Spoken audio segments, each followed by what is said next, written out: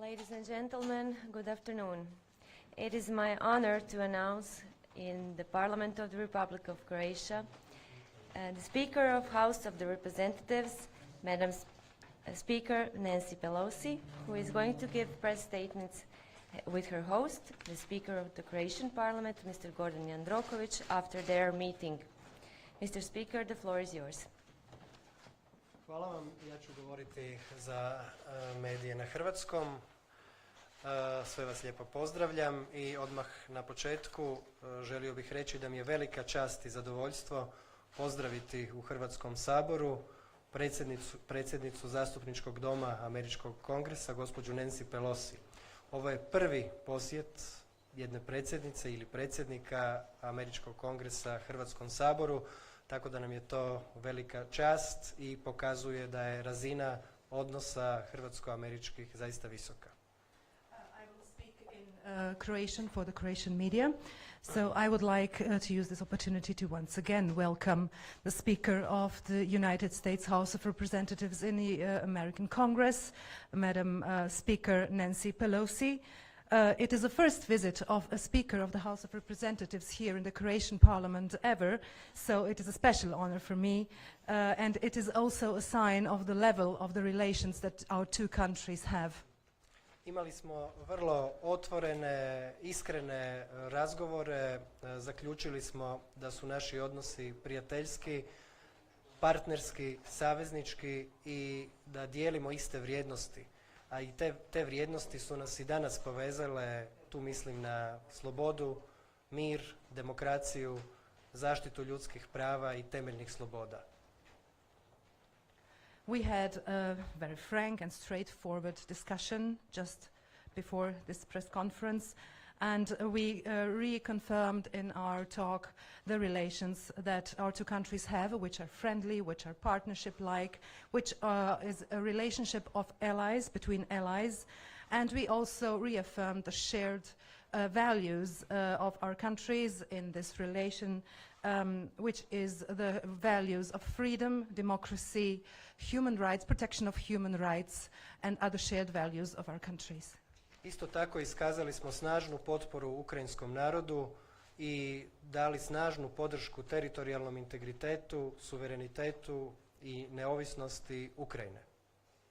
We also expressed our joint support to the Ukrainian people and Ukraine, and we also stressed our support for the territorial integrity, sovereignty and independence of Ukraine. Iskazali smo uvjerenje da će i sutrašnja konferencija Krimske platforme, koja se prvi put održava na razini predsjednika parlamenta, poslati jasne poruke podrške ukrajinskom narodu, podrške teritorijalnom integritetu i da ćemo učiniti sve kako bi Ukrajina dobila ovaj rat, a ruski agresor bio poražen.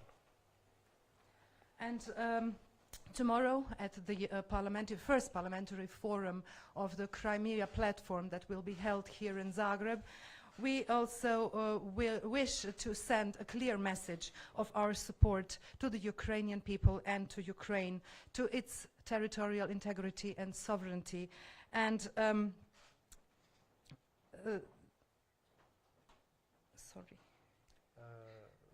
Da ćemo podržati da Ukrajina dobije rat i da... And that we will do our best that Ukraine wins the war and that Russia will be defeated. Što se tiče bilateralnih odnosa, iskazao sam zahvalnost predsjednici Pelosi na tome što su Sjedinjene Američke Države ukinule vize za hrvatske građane, što sada imamo privilegirani tretman kada je u pitanju putovanje naših građana u Sjedinjene Američke Države. Isto tako izrazio sam nadu da ćemo što skorije potpisati i sporazum o izbjegavanju dvostrukog oporezivanja. To je sporazum koji će sasvim sigurno omogućiti puno snažniju gospodarsku suradnju i više investicija u Hrvatskoj koje će doći iz Sjedinjenih Američkih Država. I also expressed my appreciation to Madam Speaker Pelosi for the support in achieving that Croatia is no longer in the visa restriction. We are now in the visa waiver program. that we are not under the restrictions under the visa waiver program, and that we also joined the global entry program. I also expressed my hope that we will get the support for the signing of the double taxation treaty, which will surely encourage and help promote and strengthen our economic cooperation and boost the investments, the mutual investments between our countries. Razgovarali smo i o situaciji u našem susjedstvu, gdje smo iskazali čvrsto uvjerenje da je proces proširenja i Europske unije i NATO-a blagotvoran za stabilnost regije, međutim da sve zemlje koje žele dostići tu razinu moraju ispuniti potrebne kriterije i potrebne standarde, a one se uglavnom tiču vrijednosti o kojima smo zajednički govorili. We also spoke about the situation in our neighboring countries, and we also expressed the belief that the process of enlargement to this part of Europe will be for the benefit of the stability of the whole region, but of course that those countries who wish to join us have to meet specific criteria in order to confirm that they share the same values as we. Madam Speaker, please. Thank you very much, Mr. Speaker. Thank you for the honor of visiting with you and your distinguished members of Parliament here. It's an honor to be at Sabor Palace. Thank you for your welcome. It is maybe my first visit, the first visit of a speaker of the United States Congress to Croatia, but it is not my first visit to Croatia.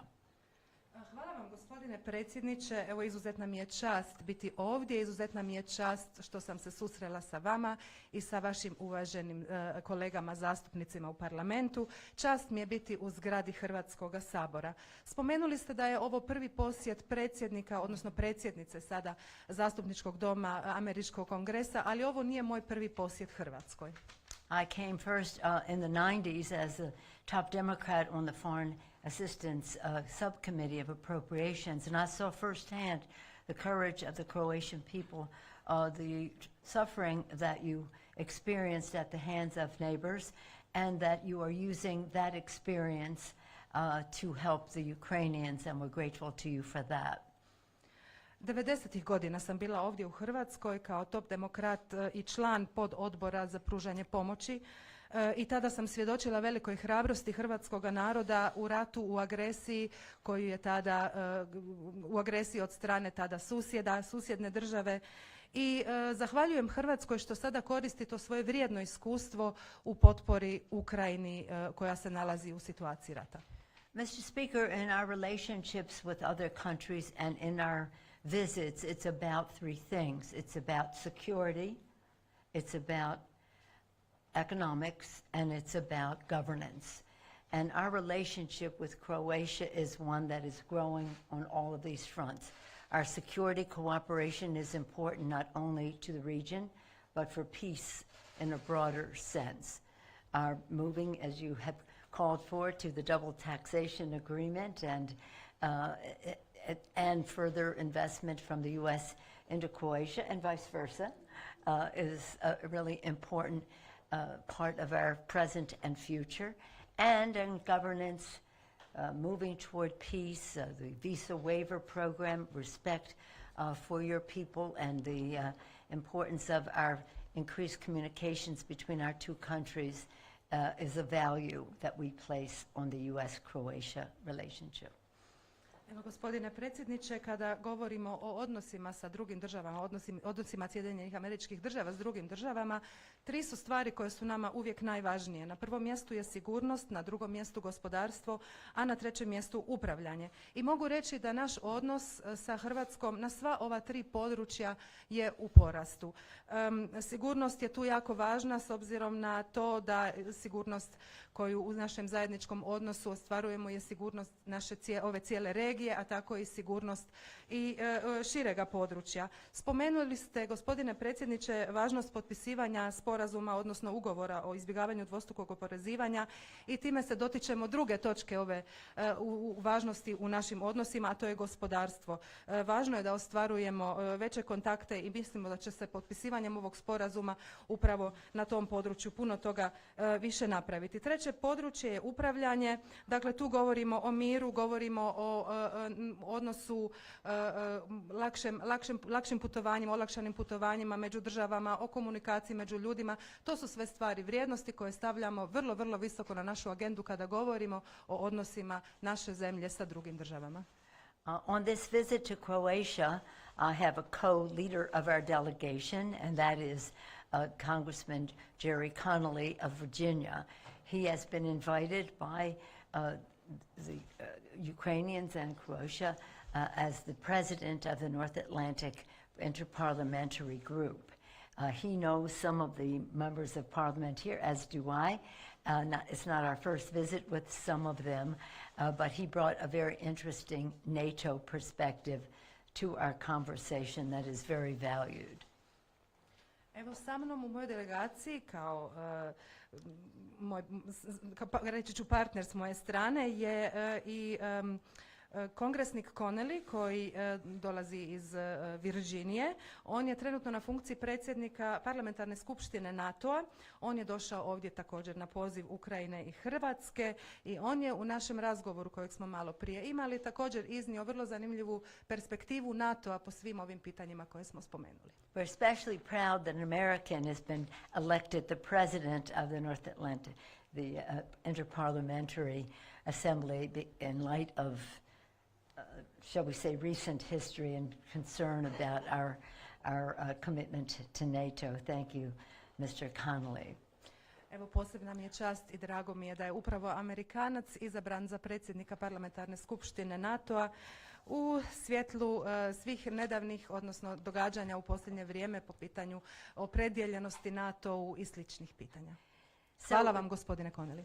So we're very grateful to President Zelensky for his invitation to be here, for Speaker Stepanchuk for the invitation he's extended to so many of us to participate, giving us an opportunity to come to Croatia so we can renew our friendship. And I thank you, Mr. Speaker, and the Prime Minister for the hospitality you're extending to so many scores of countries participating virtually, and more even so in reality here, to discuss the important issue of democracy, to admire the courage of the people of Ukraine, for their courage to fight for democracy for their country, and to be grateful to the people of Croatia for the hospitality that you have extended to Ukrainian refugees, for the military support you have given, for, again, using your own experience as a model for how this comes to a victory, but not only that,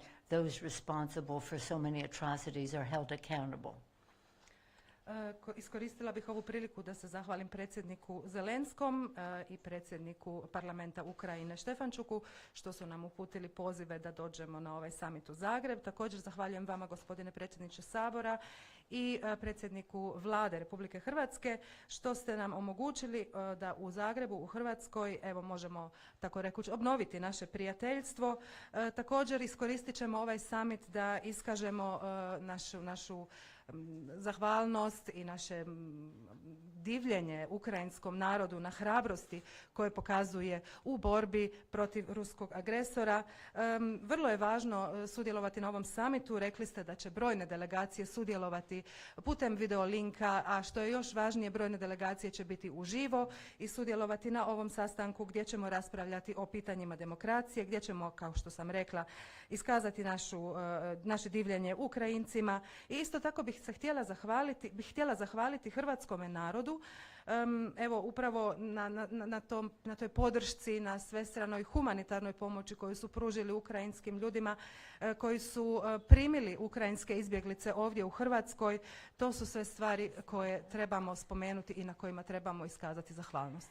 So thank you, Mr. Speaker, once again for affording us this opportunity to have a conversation with your colleagues so that we can once again share with you the importance of the U.S.-Croatia relationship, how important we are to each other, what a future we see with each other as we go forward. And again, to thank you, because Croatia presents itself as a very comfortable place for us to come together to talk about peace, diplomacy, ending the war in Ukraine in a way that is victory for democracy. Thank you, Mr. Speaker. Thank you, Madam Speaker. Evo, htjela bih se zahvaliti još jedanput, gospodine predsjedniče, što ste nam omogućili da se sastanemo i sa drugim zastupnicima i zastupnicima iz Hrvatskog sabora s kojima ćemo razmijeniti također naša razmišljanja o svim ovim pitanjima koje smo spomenuli. Mi smo važni jedni drugima, važno je da obnovimo, da jačamo našu suradnju naših dviju država, jer smo važni jedni drugima upravo za naš put za budućnost. I važno je, i mogu reći da mi je jako drago i jako se lijepo osjećam ovdje u Zagrebu gdje smo se okupili, gdje ćemo se okupiti sutra da razgovaramo o miru, o sigurnosti, o tome kako okončati rat u Ukrajini i na kraju kako omogućiti da se postigne pobjeda Ukrajine. Thank you. Thank you, Mr.